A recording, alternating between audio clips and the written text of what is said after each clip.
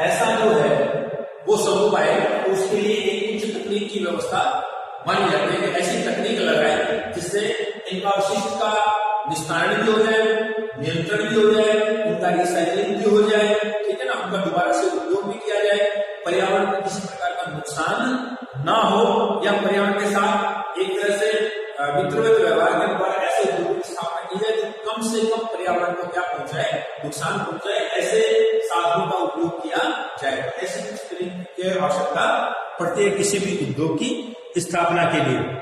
Next जो हमारा है वो है सरकारी नीतियां।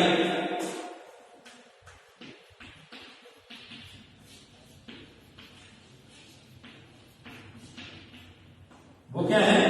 सरकारी नीतियां। तो सरकारी नीतियों का मतलब ये होगा कि सरकार के द्वारा भी उद्योगों को समय समय पर किस प्रकार के उद्योग की स्थापना के लिए सरकार की अनुमति लेनी जरूरी होती है।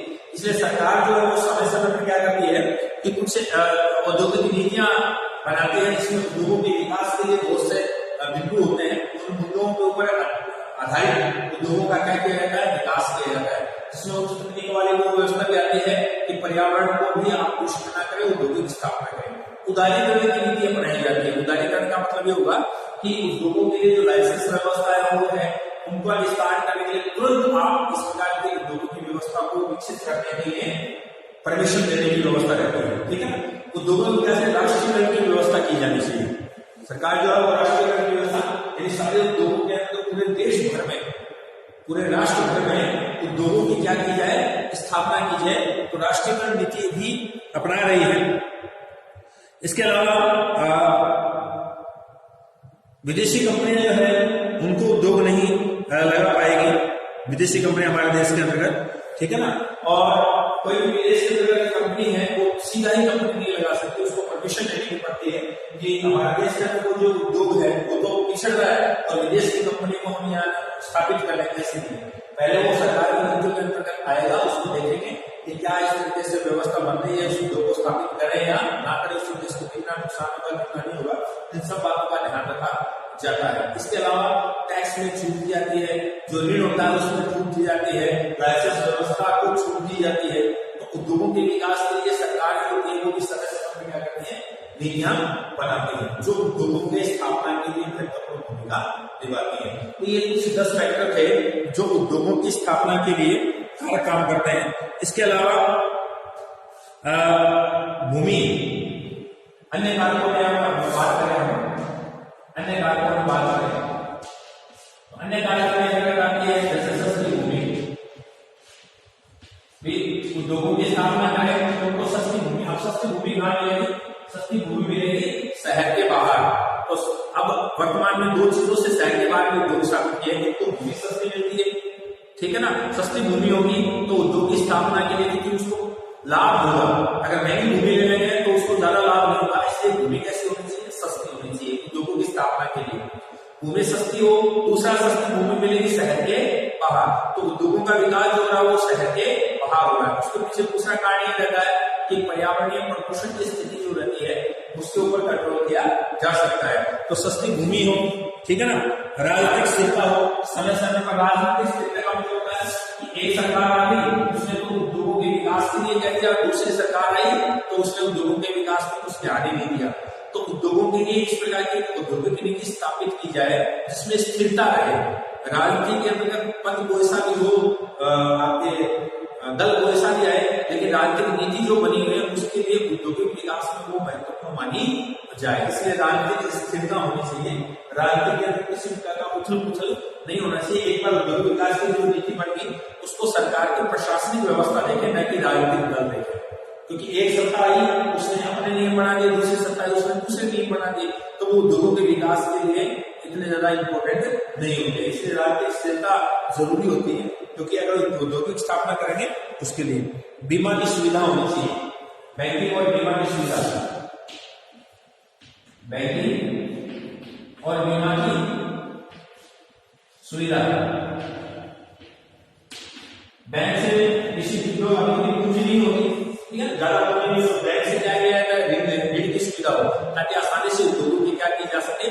स्थापना की जा सके। इसके साथ साथ बीमा की सुविधा हो, ठीक है ना, उन उद्योगों का बीमा भी करवाया जाए। तो बीमा करवाने पर क्या होता है कि अगर किसी प्रकार से उद्योग नष्ट हो जाता है तो जो उद्योगपति होता है उसको पुनः बीमा की राशि जो होती है वो मिल जाती है, और राशि मिलने से पुनः वो अपने उद्योग की क्या कर सकता है, स्थापना कर सकता है।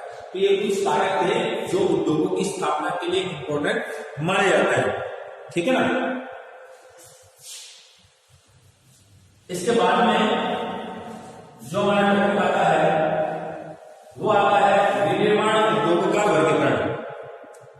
क्या आता है? विनिर्माण उद्योग का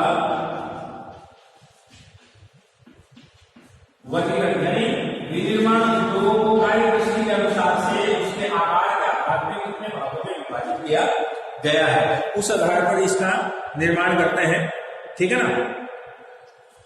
विनिर्माण उद्योग के वर्गीकरण के बारे में बात करें तो इसमें हमें 3 रूप से बांटा जाता है। कुटीर उद्योग के रूप में, लघु उद्योग के रूप में और वृहद या बड़े उद्योग के रूप में। यानी विनिर्माण उद्योग का जो वर्गीकरण किया गया है इसको कितने भागों में विभाजित किया गया है? 3 भागों में विभाजित किया गया है। पहला भाग जो है वो कौन सा है? कुटीर उद्योग है, दूसरा है लघु उद्योग और तीसरा कौन सा है? वृहद उद्योग है, ठीक है ना। कुटीर उद्योग, लघु उद्योग और वृहद उद्योग, 3 उद्योगों के रूप में इनका वर्गीकरण किया जाता है।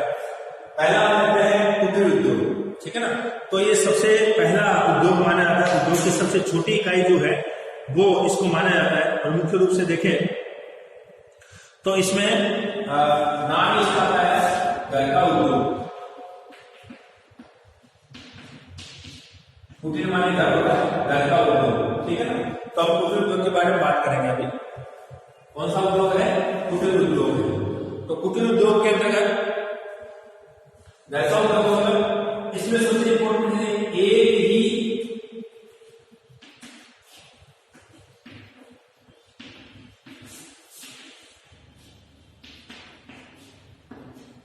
एक ही परिवार के सदस्य कार्य करते हैं, यानी परिवार के सदस्य ही इसके अंदर कार्य करते हैं, ठीक है ना।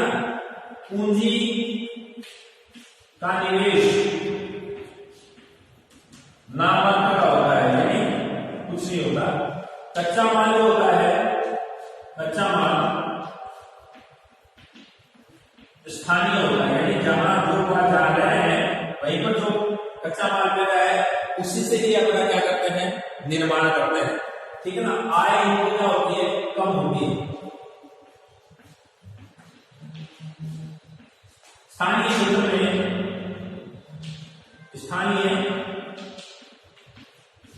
बाजारों में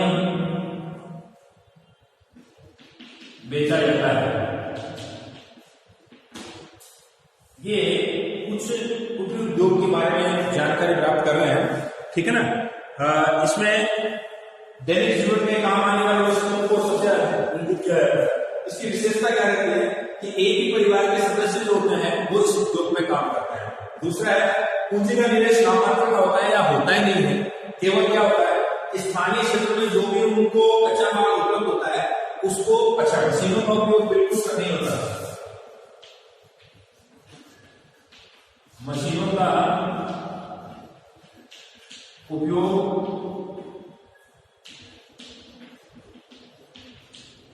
नहीं होता है। मानवीय श्रम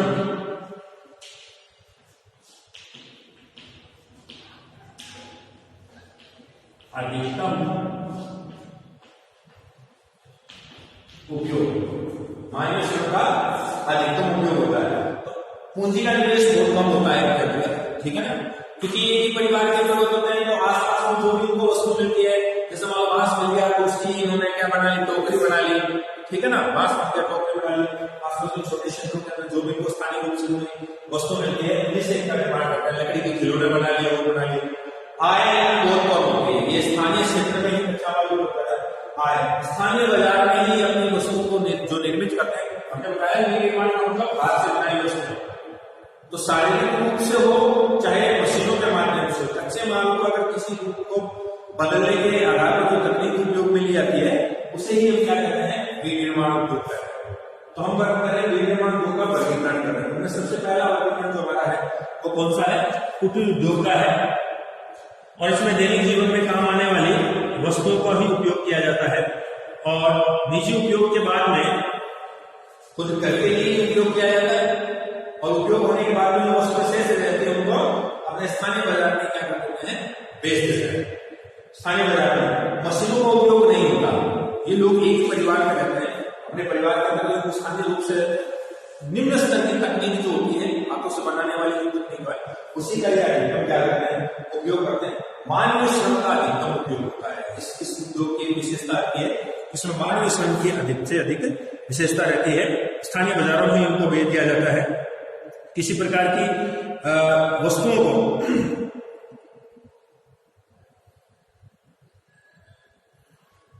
ऐसी वस्तुओं का भी निर्माण किया जाता है जो आधुनिक स्तर की वस्तुओं का के साथ प्रतिस्पर्धा करने में सक्षम होती है। बहुत सी ऐसी वस्तुएं जैसे कुछ खिलौने ऐसे हैं जिनको आधुनिक व्यवस्था के अनुसार नहीं बनाया जा सकता, तो वो उनके अंदर टच कर रही है। ठीक है, इस प्रकार से इनमें सबसे इंपॉर्टेंट क्या रहती है? खाद्य पदार्थ जो खाने वाले हैं, जैसे अचार बनाना है, पापड़ बनाना है, बड़ी बनाना है, उनका उपयोग किया जाता है। ठीक है ना, कपड़ा बनाना है, फर्नीचर बनाना है, बर्तन बनाने हैं, औजार बनाने हैं, जूते बनाने हैं, मिट्टी के बर्तन बनाने हैं, ठीक है ना, आभूषण बनाने हैं, कागज बनाना है, पत्तल दोने बनाने हैं। ठीक है ना, ये सारी की सारी जो चीजें होती हैं वो इन उद्योगों के अंतर्गत बनाई जाती है। भारत के अंतर्गत गाँव के अंतर्गत इस प्रकार का उद्योग मुख्य रूप से किया जाता है, इस प्रकार के उद्योग के अंतर्गत। और इनके अंतर्गत जो गांव में लोहार है, सुनार है, कुम्हार है, नाई है, चर्मकार है, बढ़ई है ना, आदि स्थानीय मांग की वस्तुओं की पूर्ति करते हैं। यही लोग स्थानीय रूप से जैसे चमार है, नाई है, बढ़ई है, ठीक है ना, कुम्हार है, ये जो चीजें बनाते हैं वो स्थानीय क्षेत्र के लोगों के लिए ही आपूर्ति की जाती है। तो ये जो पहला उद्योग हमारा है कि इन वस्तुओं के लिए उद्योग की स्थापना एक ही घर के परिवार के उद्योग को घर का उद्योग जिसमें कहेंगे उसे कहते हैं कुटीर उद्योग। ये भारत का सबसे इम्पोर्टेंट पार्ट था अंग्रेजों के आने से पहले। ठीक है ना, उसके बाद में थोड़ा सा लघु उद्योग, तो भारत में लघु और कुटीर उद्योग जो उच्च श्रेणी में थे अंग्रेजों के आने से पहले। घरों में ही सारी चीजों का निर्माण किया जाता और स्थानीय बाजार की मांग की आपूर्ति भी इसी उद्योग के द्वारा की जाती है। दूसरा जो उद्योग है हमारा वो उद्योग है लघु उद्योग। वो उद्योग है लघु उद्योग।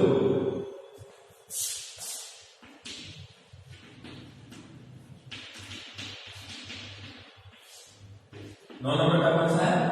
लघु उद्योग है। तो लघु उद्योग के अंतर्गत मुख्य रूप से हम स्थानीय क्षेत्र की वस्तुओं का ही उपयोग करते हैं। इसमें भी इनको छोटे उद्योग के नाम से भी जाना जाता है। लघु उद्योग को छोटे उद्योग के नाम से भी जाना जाता है। छोटा उद्योग भी कहते हैं, छोटा उद्योग। ठीक है ना, इसमें मानवीय श्रम तथा मशीनों का उपयोग किया जाता है।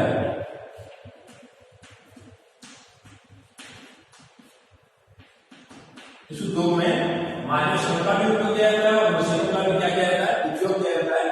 स्थानीय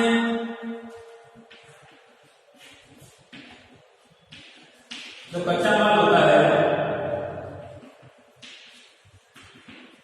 उसी का क्या करते हैं? ये उपयोग करते हैं निर्माण कार्य के लिए। स्थानीय जो रूप में कच्चा माल होता है उसी का उपयोग ये इसके अंतर्गत करते हैं। इसमें कुशल या कुशल मानवीय श्रम और मशीनों का क्या किया जाता है? उपयोग किया जाता है। स्थानीय स्तर पर जो कच्चा माल होता है उसी का उपयोग ये इसके बनाने के लिए करते हैं। ठीक है ना, ये इस प्रकार के जो उद्योग होते हैं वो विकास देशों में, जहां ऐसे उद्योगों की जो स्थापना है वो कहां होती है? विकासशील जो देश है,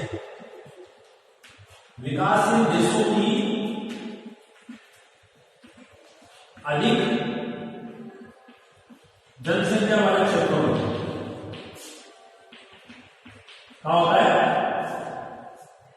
जहां विकासशील देश है उन देशों की अधिक जनसंख्या वाले क्षेत्रों में इस प्रकार के उद्योगों की स्थापना की जाती है। इस प्रकार के उद्योगों का निर्माण किया जाता है ताकि स्थानीय क्षेत्र के लोगों को रोजगार उपलब्ध हो जा सके ठीक है ना।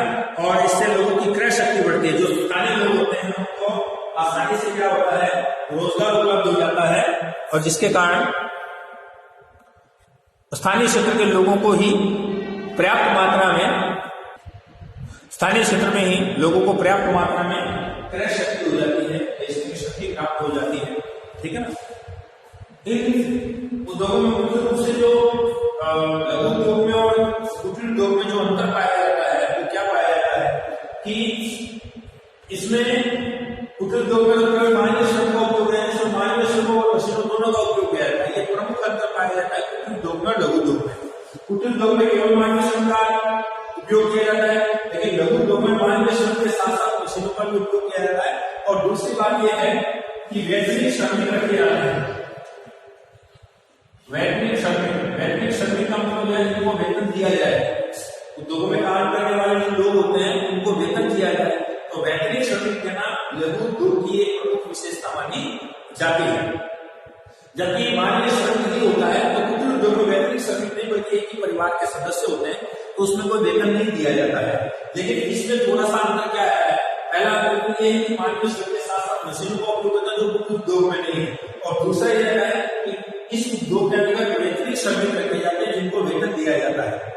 इसके साथ ही सभी वो कार्य जो कुटीर उद्योग में किए जाते हैं, अधिक उत्पादन के लिए मशीन मानवीय श्रम के साथ साथ मशीनों का उपयोग करके उनको बड़े स्तर पर अध्ययन किया जाता है। जैसे चमड़े का सामान बनाना, ठीक है ना, खाद्य तेल का निर्माण करना, ठीक है ना, लकड़ी के खिलौने बनाना, ठीक है ना, इसके अलावा चमड़े का सामान बनाना, ये सारी चीजें जो है वो इसके अंतर्गत स्थापित की जाती है। फर्नीचर बनाना, है ना, धातु के बर्तन बनाना, ठीक है ना, आपके खाने का तेल जो होता है उसका निर्माण करना, ये सारे लोग हैं वो उद्योग के अंतर्गत स्थापित किए जाते हैं। तीसरा जो हमारा वर्गीकरण आता है, तीसरा वर्गीकरण जो उद्योग आता है वो आता है बृहद उद्योग या बड़े पैमाने के उद्योग।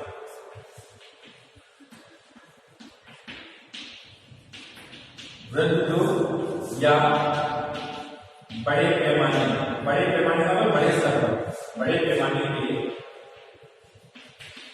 उद्योग जिनको हम इंडस्ट्री, बड़ी इंडस्ट्रीज बोलते हैं, बड़ी इंडस्ट्रीज के रूप में, बृहद उद्योग के नाम से जानते हैं, बड़े पैमाने के नाम से जानते हैं। इनकी कुछ विशेषताएं हैं, उन विशेषताओं के आधार पर ही इनका निर्माण किया जाता है, ठीक है ना। इनपे सबसे इंपॉर्टेंट चीज है कच्चा माल, जो हमने उद्योगों के लिए इंपॉर्टेंट बात की थी, शक्ति के साधन,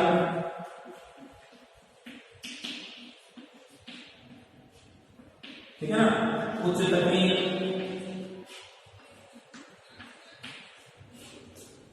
अधिक पूंजी अधिक चाहिए इसमें, ठीक है ना, उच्च तकनीक, अधिक पूंजी हो गई। इसके अलावा आपके मशीनों का उपयोग, उत्पादन बड़े स्तर पर उत्पादन किया जाता है। छोटे स्तर पर उत्पादन नहीं होता, बल्कि बड़े स्तर पर इसका क्या किया जाता है, औद्योगिक किया जाता है। इन उद्योगों का जो सूत्रपात हुआ था, बने थे, ये औद्योगिक क्रांति का हमारे औद्योगिक क्रांति के समय इस प्रकार के बड़े उद्योगों का क्या हुआ, सूत्रपात हुआ, और इसमें उत्पादन की गई वस्तुओं को विशेष ध्यान रखा जाता है, विशेष तरीके से उत्पादित वस्तुओं की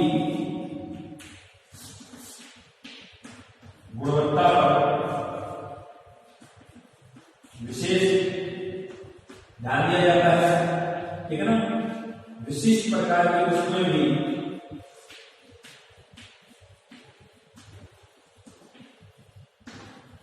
वस्तुओं का निर्माण, विशिष्ट प्रकार की वस्तुओं का क्या किया जाता है, निर्माण किया जाता है। उत्पादित माल, जो उत्पादों का माल जो उद्योग में जो उत्पादन किया जाता है, उत्पादित माल का अधिकांश निर्यात किया जाता है, विदेशों में भेजा जाता है। एक देश में जो जिसका उत्पादन अधिकतम किया गया, अपने देश में जितना उपयोग करना उतना कर दिया, ऐसे बच गया, अतिरिक्त बच गया तो उसको दूसरे देशों में भेजा जाता है। और इन उद्योगों में जो निर्माण किया भी जाता है उसका काम ही होता है कि दूसरे देशों के तरफ इनको भेजा जाए, ठीक है ना। अमेरिका है, ग्रेट ब्रिटेन है, पश्चिमी यूरोपीय देश है, ठीक है ना। इनमें बड़े उद्योगों का क्या किया गया है, निर्माण किया गया है। सबसे ज्यादा इनकी जो उद्योग की स्थापना है उन्हीं क्षेत्रों के अंतर्गत, जापान में जो बड़े उद्योग है इनका स्थापना की गई है। विश्व में सभी भागों में इनका विस्तार वर्तमान में किया गया है।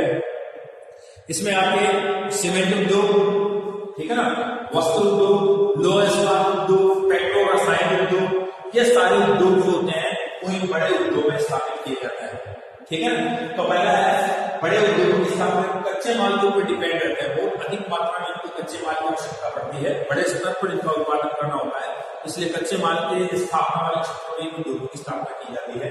दूसरा, शक्ति के साधन, बहुत बड़ी मात्रा के अंदर उत्पादन करना तो बहुत ज्यादा मशीनें लगी होती है, इसलिए शक्ति के साधन में इनको ज्यादा आवश्यकता पड़ती है। उच्च तकनीक, बहुत अच्छे तरीके से उत्पादन करना होता है, बहुत बढ़िया तरीके से इनकी व्यवस्था होती है, सारा काम मशीनों से किया जाता है। तो कुशल श्रमिक जो ट्रेंड लेबर होती है उनको लगाया जाता है। अधिक पूंजी, उद्योगों की स्थापना के लिए जमीन को खरीदना है, कारखाने की स्थापना करनी है, मशीनों का खरीदना है, उत्पादित की गई वस्तु के लिए कच्चे माल की उपलब्धता लेनी है, शक्ति के साधन का खरीदना है, परिवहन के साधन खरीदने हैं, वेतन देना है, श्रमिकों को वेतन देना है, इन सब बातों के लिए अधिक पूंजी की क्या करती है, आवश्यकता पड़ती है। इन उद्योगों की विशेषता है कि इनमें पूंजी बहुत अधिक लगती है, मशीनों का उपयोग होता है, मानवीय श्रम की अपेक्षा मशीनों का अधिकतम उपयोग किया था। मानव केवल इन मशीनों को ऑपरेट करने के लिए काम किया था और वर्तमान में तो कंप्यूटर के द्वारा ही इन मशीनों का क्या किया जाता है, ऑपरेशन किया जाता है, ऑपरेट किया जाता है। उत्पादन बड़े स्तर पर किया जाता है, बहुत बड़ी मात्रा में उत्पादन किया जाता है, इसलिए बड़े उद्योग किया जाते हैं। औद्योगिक क्रांति के बाद ही इस प्रकार के बड़े उद्योगों का सूत्रपात हुआ। पहले कुटीर और लघु उद्योग स्थापित थे, उसके बाद में जैसे औद्योगिक क्रांति की स्थापना हुई उसके बाद में बड़े उद्योगों की स्थापना देश के अंतर्गत विदेशों में किया जाने लगा। उत्पादित वस्तुओं की गुणवत्ता पर विशेष ध्यान दिया जाता है कि इन उद्योगों के अंदर बनाई गई या उत्पादित की जो वस्तु है उसकी गुणवत्ता अच्छी हो ताकि विश्व बाजार में उसकी मांग ज्यादा रहे, क्योंकि अधिकांश उत्पादित की वस्तुओं का क्या किया जाता है, निर्यात किया जाता है। निर्यात किसे कहते हैं, एक देश दूसरे देश को कोई वस्तु भेजता है उसे निर्यात कहते हैं। तो उत्पादित वस्तु का अधिकतम माल जो होता है वो निर्यात किया जाता है। तो निर्यात तो तभी उसको एक्सेप्ट करेगा सामने वाला देश जबकि उसकी वस्तु की गुणवत्ता क्या हो, अच्छी हो, विशिष्ट प्रकार की वस्तु उत्पादन। कोई उद्योग होता है जैसे कपड़ा उद्योग है तो वो कपड़े का ही निर्माण कर रहा है, कोई चीनी का निर्माण कर रहा है, कोई आपके लोह इस्पात का निर्माण कर रहा है, कोई पेट्रो और साइंस से संबंधित जो वस्तु का प्लास्टिक वगैरह का इनका निर्माण कर रहा है। तो विशिष्ट वस्तुओं का निर्माण उद्योगों के अंतर्गत किया जाता है। तो हमने उद्योगों के बारे में पढ़ा, विनिर्माण उद्योग किसे कहते हैं, ठीक है। विनिर्माण उद्योगों को प्रभावित करने वाले काम कौन कौन से उसके बारे में पढ़ा। विनिर्माण उद्योग का वर्गीकरण कितने प्रकार के उद्योग है, 3 प्रकार के उद्योग है। कुटीर उद्योग एक परिवार के सदस्यों के द्वारा किया जाने वाला। दूसरा है लघु उद्योग, उसको छोटे पैमाने का उद्योग है, इसमें मानवीय श्रम के साथ साथ कुछ मशीनों का भी उपयोग इसमें किया जाता है। तीसरा ये है बड़े स्तर के उद्योग है, ठीक है ना, इनके बारे में हमने जानकारी। तो इसके बाद में जो है वो बड़े उद्योगों के बारे में बात करेंगे। लोह इस्पात है, सीमेंट उद्योग है, पेट्रो और रसायन उद्योग है, आपके वस्तु उद्योग है, उनके बारे में विस्तार से अध्ययन करेंगे कौन कौन से बड़े उद्योग है, ठीक है। तो आज के लिए वीडियो था उसमें ये सारे उद्योगों की स्थापना हमने करें। नेक्स्ट वीडियो में इससे संबंधित जो बड़े उद्योग होंगे उनके बारे में जानकारी प्राप्त करेंगे। Thank you.